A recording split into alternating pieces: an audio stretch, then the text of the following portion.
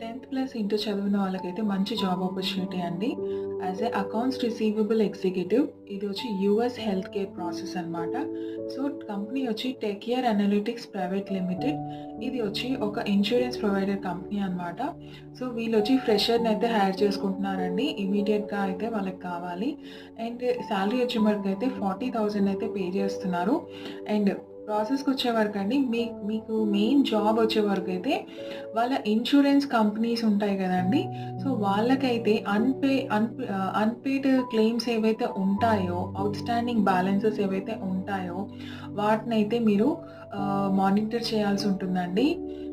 And అలాగే investigate and resolve denials, under payments and billing issues mostly అయితే ఇవే ఉంటాయండి జాబ్ వచ్చే మటుకైతే.